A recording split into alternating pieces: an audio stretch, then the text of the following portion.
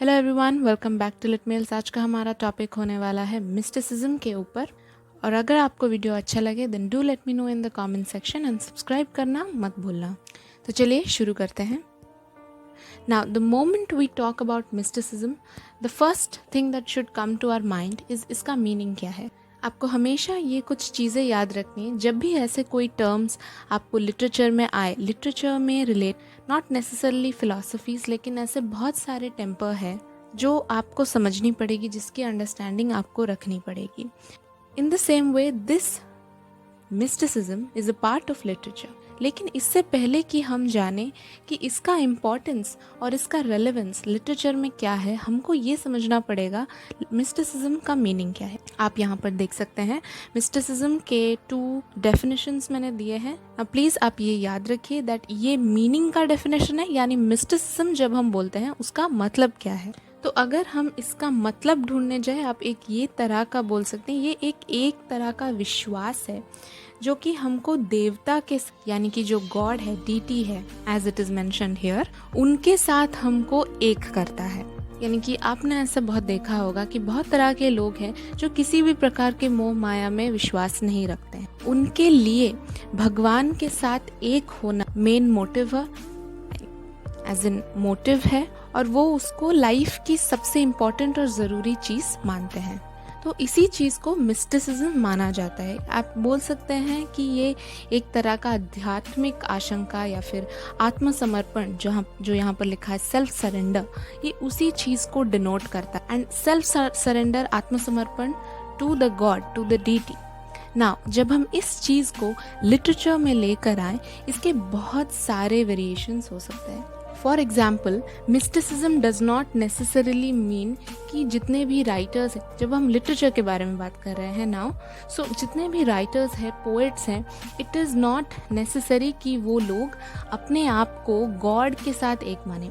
Mysticism वो किसी भी ऑब्जेक्ट के साथ उसको ढूंढ सकते हैं। For example, I will give you here बहुत तरह के नेचर मिस्टिक्स हैं। फॉर एग्जाम्पल वर्ड्सवर्थ, अगर आपने टिंटन एबे पढ़ा होगा, प्रिल्यूड पढ़ा होगा, इवन इन दोज वीडियोज़ मैंने मिस्टिसिज्म के बारे में मेंशन किया था।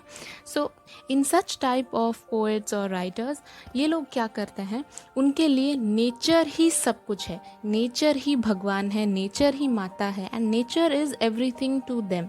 सो उनका मिस्टिक क्वालिटी नेचर में आपको दिखेगा। तो ये चीज़ आप ज़रूर याद रखिएगा कि just because I am saying mysticism, do not immediately compare it with God और भगवान। द पॉइंट इज़ अबाउट कि आप भगवान को किस चीज़ में ढूंढ रहे हैं, ये उस रिलेटेड भी हो सकता है। So we have nature mystics, then we also have love and beauty mystics. You clearly know about Keats, we know about P B Shelley and more such other romantic writers. ये लोग जो लिख रहे थे, वो लोग दे वर रोमांटिक राइटर्स, वो लोग प्यार के बारे में लिख रहे थे। They were writing about beauty and उनका mysticism was related to this. उनको सारी चीज़ें for them was beautiful in nature. So ऐसे बहुत सारे एग्जाम्पल्स है, will go ahead later in the video. Now let's move on to some technical details. जो concise Oxford dictionary है 1911 की, जो पब्लिश हुई थी, उसमें डेफिनेशन मिस्टिसिज्म का ये था, you can note it down. ये जो मिस्टिसिज्म है, हिंदी में इसको रहस्यवाद भी बोला जाता है। रहस्य आपका इसका मतलब है मिस्ट्री, एज यू नो, जिस चीज़ का पता नहीं होता है। द रीज़न बीइंग, ये जो वर्ड है mysticism, this actually has been taken from Greek mysteries, जिसका मतलब ये था टू क्लोज योर लिप्स और आइज। एंड इसी कारण इस वर्ड का एसोसिएशन सीक्रेसी या मिस्ट्री के साथ अभी तक है, एंड हेंस मिस्टिसिज्म को रहस्य या मिस्ट्री के साथ भी माना जाता है। तो इसको आप एक मूवमेंट नहीं बोल सकते हैं, या फिर मोर देन अ फिलॉसफी, आप ये इस मिस्टिसिज्म को एक तरह का एटमॉस्फियर की तरह डिस्क्राइब कर सकते हैं, या फिर एक वातावरण की तरह डिस्क्राइब कर सकते हैं। यहाँ पर I am inserting some pictures of mystic places and environments, ताकि आपको एक आइडिया मिल सके। The moment we talk about mystic buildings और मिस्टिक प्लेसेस, आपको इसी तरह के पिक्चर्स देखने को मिलेंगे। They look very dark and dark clouds, and the atmosphere is very secretive, it's very mysterical, and hence ये जो एंटायर एटमॉस्फेयर है, ये जो वातावरण है, ये मिस्टिक है. सो इसको हम टैंगल नहीं कर सकते हैं किसी मूवमेंट के साथ या फिलॉसफी के साथ. Moreover it can be told as a temper or an atmosphere. And like I have mention earlier, mysticism का डेफिनेशन सबके लिए डिफरेंट होता है. किसी के लिए for example Wordsworth, like I mention, prelude हो, टिंटन एबे हो, ये जितने भी उनके नेचर रिलेटेड पोएम्स हैं. Wordsworth was a nature's poet, ये सबको पता है. एंड नेचर उनके लिए सब कुछ था, और जितनी भी डिविनिटी थी या देवत्व थी उनको नेचर के थ्रू से ही मिलती थी. लेकिन ऑन द सेम साइड जो विलियम ब्लेक थे, नेचर उनके लिए एक तरह का हिंड्रेंस था या बाधा थी. उनके लिए इमेजिनेशन ही सब कुछ थी. इमेजिनेशन यानी कल्पना.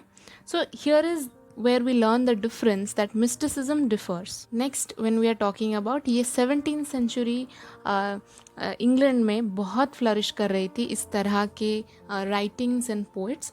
स्पेशली कुछ पोइट्स थे जो डन को फॉलो कर रहे थे. As you know, John Donne, he was a metaphysical poet. And अगर आपने जॉन डन के कुछ पोएम्स पढ़े हैं, आपको पता होगा कि उन पोइट्स में he was a metaphysical poet. So उन पोइट्स में कुछ ऐसे एलिमेंट्स है which are very difficult to believe. तो उनमें प्रैक्टिकल रीजनिंग बहुत कम था. It was more like things that were beyond science, that was beyond imagination, जो कभी कभी समझ के बाहर था.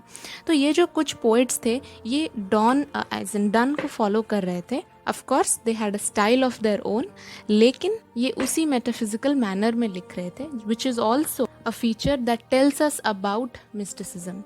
Now, mysticism में भी यही सब कुछ होता है. कुछ चीज़ें ऐसी होती है जो हमारे समझ के बाहर होती है. So, it is more about that imagination and the meaning जो हमेशा it is not easy to grasp. And ये जितने भी मिस्टिक राइटर्स थे या पोइट्स थे, वो लोग रिडल्स में लिखते थे, पैराबल्स में लिखते थे. एज इन उनका writing, if you will notice, it was not very direct to understand. वो ऐसा हमको महसूस हो रहा था एज इफ़ वो पहेलियों में लिखते थे. Of course the reason is, अगर आप कुछ एक मिस्टिकल अप्रोच देना चाहते हैं, उस चीज़ का वैल्यू बढ़ाने के लिए वो इन चीज़ों को पहेलियों की तरह लिखते थे. Now another biggest characteristic was also कि जब romantic era आया, there was a very big conflict between religion and science. ये चीज़ आपको पता ही होगी. So mostly when this conflict was really sharp, people like Wordsworth, what they used to do is उनका जो approach था, it started becoming more humanitarian in nature. So it became more of a nature mystic. उनके जितने भी writings थे और उनके nature के प्रति जो feeling था, वो ज़्यादा ही ज़्यादा mystical होता गया. Because almost it was like people and some of these writers, they were fed up with all the things that were happening around in the society. जो jealousy थी, human exploitation था, ये चीज़ को वो एज इन वो तंग आ चुके थे ये सारे चीज़ों से. You can mention some great poets. We have Browning, we have Wordsworth, William Blake. I have already mention about this. And उनका किस तरह का राइटिंग स्टाइल. हेंस आप इस चीज़ तक कंक्लूड कर सकते हैं.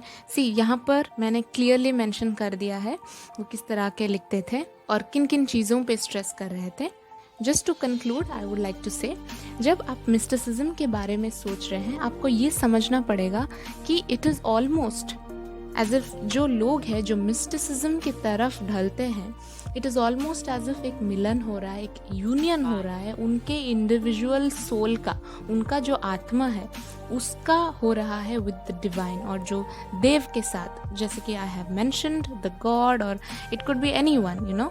तो इसको आप बोल सकते हैं कि मिस्टिसिज्म जो तरह का है, ये हर तरह का जो रेशनल अंडरस्टैंडिंग है, ये उसके बहुत आगे. एज इन मिस्टिसिज्म में किसी तरह का रेशनल अंडरस्टैंडिंग है ही नहीं, यानी कि तर्क संगत समझ जिसको बोला जाता है, या फिर एनी प्रैक्टिकल समझ, एनी प्रैक्टिकल नॉलेज, उस चीज़ के तो ये बहुत एज इन ये टोटली है ही नहीं. इनफैक्ट इस चीज़ को ज़्यादातर रिलीजियस, फिलोसफिकल और साइकोलॉजिकल टर्म्स में लिया जाता है. So it is more of understanding कि इंसान का नेचर क्या है, अंदर नेचर क्या है, वो सीक्रेट्स क्या है. It is more of trying to unveil the secrets of your soul, trying to understand the world better by uniting with the divine.